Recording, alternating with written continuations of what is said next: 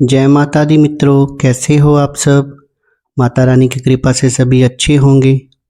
जैसा कि दोस्तों आपको पता है, इस समय कलयुग चल रहा है और वो कौन व्यक्ति है जो कलयुग में शत्रुओं से दुखी नहीं होगा। हर व्यक्ति, चाहे वो छोटा है, बड़ा है, अमीर है, गरीब है, हर वर्ग का व्यक्ति जो है वो शत्रुओं से परेशान है। तो जैसा कि मैं अपनी वीडियोस में बताता भी रहता हूँ कि मैं हमेशा आपको प्रैक्टिकल मेथड्स बताता हूँ जिनका हमने प्रयोग किया हुआ है।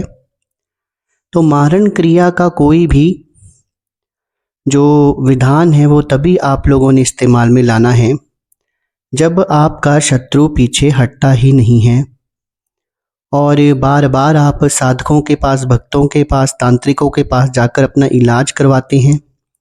आपका थोड़ा अच्छा होने लगता है, आपका कारोबार थोड़ा अच्छा चलने लगता है, या आपके बच्चे जो हैं वो स्वस्थ रहते हैं, पढ़ने में अच्छे हो जाते हैं, तो फिर से जो शत्रु हैं वो वार कर देते हैं और फिर से घर में किसी को रोग लग जाता है, कला कलेश बढ़ जाता है, बिजनेस तो बिल्कुल ठप हो ही जाता है और बहुत सारे दुख जो है अनायास ही आपको घेर लेते हैं।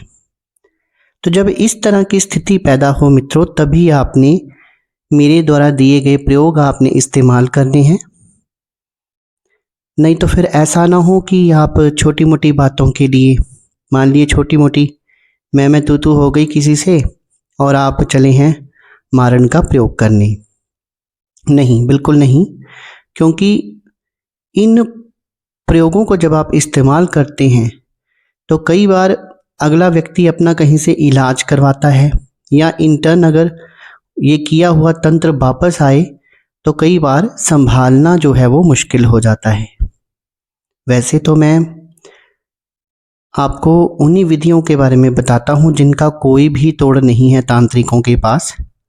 देखने में तो ये विधियाँ ऐसे ही लगती हैं, छोटी मोटी लगती हैं, या आपको इनके ऊपर यकीन नहीं होता होगा, लेकिन ये बहुत ही प्रभावशाली हैं और अगर आप प्रयोग करके देखेंगे तो कोई छोटा मोटा तांत्रिक इस तंत्र क्रिया को अगर किया जाए तो वो उस व्यक्ति का इलाज जो है वो नहीं कर सकता।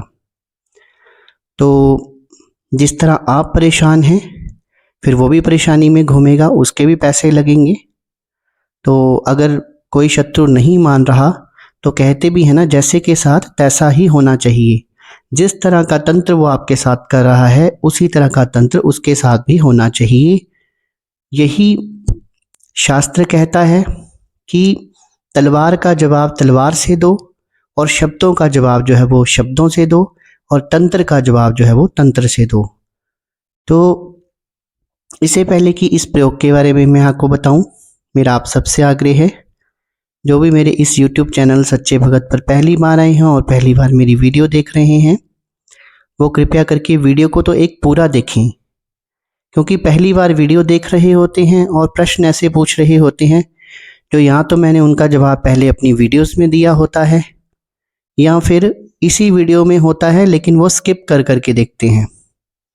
तो विधि मैं बताने जा रहा हूँ, लेकिन वीडियो को आपने शुरू से लेकर अंत तक देखना है और वीडियो को लाइक ज़रूर करना है, चैनल को सब्सक्राइब करना है और बेल आइकन को प्रेस करना है ताकि आगे जो मेरी वीडियोस आने वाली हैं उनका नोटिफिकेशन उन तक पहुंचता रहे।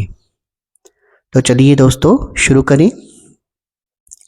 जैसा कि आपको थंबनेल में दिख रहा है, मैं किस पुष्प की चर्चा कर रहा हूं वो तो आपको पता लग ही गया होगा। ये है नीम के पेड़ पर लगे हुए उसके पुष्प, जो कि बाद में फल में परिवर्तित हो जाते हैं, हरे हरे रंग के गोल गोल फल बन जाते हैं। फिर वो उन्हीं पुष्पों की मैं बात कर रहा हूँ। इसी प्रकार एक पहले मैंने अपामार्ग से भी मारण का आपको तरीका बताया था और बहुत सारे लोगों ने उनका प्रयोग भी किया है, तो वो भी आप जाकर देखें और बहुत सारे लोगों ने वो भी वीडियो देखी है।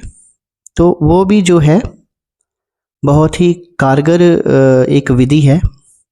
उसी तरह ये विधि है। इस विधि में आपने क्या करना है कि आपके पास कोई भी नीम का पेड़ आसपास होना चाहिए और उसके ऊपर फूल लगे होने चाहिए। अब कई बार फूल नहीं होते, फल होते हैं, कभी फूल होते हैं। तो वैसे तो अगर आपको फूल मिल जाएं तो ये गुच्छों में लगते हैं। इन फूलों को आपने कुछ गुच्छे तोड़कर अपने घर लेकर आना है। और ये जो प्रयोग है ये काली तंत्र का प्रयोग है। माता काली को जो है ये पेड़, नीम का पेड़ बहुत प्रिय है। और माता काली के ऐसे कई शाबर मंत्र हैं जो कि इसके अंग अंग पर प्रयोग किए जाते हैं और नीम के हर अंग से प्रयोग में लाया जाता है। लेकिन आपको उसके लिए कोई मंत्र जो है वो सिद्ध होना चाहिए, उसकी मंत्र की एनर्जी आपके पास होनी चाहिए। तभी मैं अपनी वीडियोस में आपको बार बार कहता हूँ कि माँ से प्यार करना सीखिए। और मंत्र जो है, मूल मंत्र है, जो सबसे प्रिय मंत्र है माता का, ओम क्रीम कालिकाय नमः। ओम का आप जाप कीजिए। जाप करके अपने अंदर एनर्जी लाइए माता की, ताकि अगर कहीं ज़रूरत पड़े तो उस एनर्जी को हम प्रयोग में ला सकें। अब आप ये सोचोगे कि हर व्यक्ति जो है वो ये मारण कर लेगा, वो पॉसिबल नहीं है। आपको इस मंत्र का कोई छोटा मोटा अनुष्ठान किया होना चाहिए। इस मंत्र को आपने सिद्ध किया हो पहले, या फिर अगर कोई और मंत्र जो आपने सिद्ध किया है तो वो भी चल सकता है। पर माता काली के मंत्र जो हैं, नीम के पेड़ के जैसे पत्ते हैं उनसे झाड़ा लगाते हैं कई लोग, फलों का इस्तेमाल करते हैं, फूलों का इस्तेमाल करते हैं। तो इस पेड़ के ऊपर उनका तंत्र जो है वो बहुत अधिक चलता है। और जैसा कि आप सबको पता है, शिव और शक्ति दोनों वनस्पतियों के ज्ञाता हैं। वनस्पतियों से कौन कौन सी औषधियाँ बनती हैं, उन्हें इस चीज़ की सारी जानकारी है। और इन औषधियों से, इन वनस्पतियों से तंत्र क्रियाएं कैसे की जाती हैं वो भी उन्हें सब पता है। तो ये जो है नीम का पेड़ जो है, ये माता काली से संबंध रखता है, शिव और शक्ति से संबंध रखता है, और इसके बहुत सारे चमत्कारी लाभ हैं। तो जब फूल लगे हों तो उन फूल जो हैं गुच्छों में लगते हैं। वो आपने कुछ गुच्छे तोड़कर, 9 गुच्छे तोड़कर ले आइए, 7 गुच्छे तोड़कर ले आइए और उनको आप घर में रख लीजिए। पूजा के स्थान पे आपने रखना है। फिर आपने क्या करना है कि आपने एक भोजपत्र जो है उसका टुकड़ा लेना है। मैंने आपको पहले जो एक प्रयोग बताया था उसमें अपामार्ग का पत्ता लेने के लिए कहा था, उसी प्रकार आपने यहाँ पर एक भोजपत्र का टुकड़ा लेना है। टुकड़ा इतना हो कि उसके ऊपर आपका मूल मंत्र जो है, जिस भी किसी इष्ट की आप पूजा करते हैं वो मूल मंत्र लिखा जाए और साथ में शत्रु का नाम लिखा जाए। तो इतना बड़ा टुकड़ा आपने लेना है और उसके ऊपर आपने ये जो पुष्प हैं, इन पुष्पों का जा तो रस निकाल लीजिए। अगर आप रस नहीं निकालना चाहते हैं तो ये ऐसे होते हैं कि इन पुष्पों की सहायता से आप जैसे हाथ से पकड़कर, रगड़ रगड़ कर शत्रु का नाम लिख सकते हैं, मंत्र जो है मूल मंत्र लिख सकते हैं। पर आपने दबाव उतना डालना है कि भोजपत्र जो है वो फटे नहीं। उसके बाद दोस्तों आपने क्या करना है कि ये सब करने के बाद आपने भोजपत्र को फोल्ड कर लेना है अच्छी तरह। फोल्ड करने के बाद आपने पूजा घर में ही आपने उस भोजपत्र को रखना है और उसके ऊपर आपने एक दीपक जलाना है सरसों का। अब ये भी निर्भर करता है कि आप किस इष्ट की पूजा करते हैं। कईयों को तेल का दीपक भी लग जाता है, वो भी चलेगा। और अगर आपके इष्ट को घी का दीपक लगता है तो आप घी का दीपक जलाइए। और उसके बाद में आपने डेली इसका एक अनुष्ठान करना है। आपने 11 दिन का, 21 दिन का, 51 दिन का, और अगर आप 108 दिन का कर लो तब तो शत्रु के बचने के कोई चांसेस नहीं है। तो वह आपने डेली मूल मंत्र, वैसे तो मैं इसी मंत्र के बारे में बताऊंगा, ओम क्रीम कालिकाय नमः ओम। इस मंत्र का जाप करना है।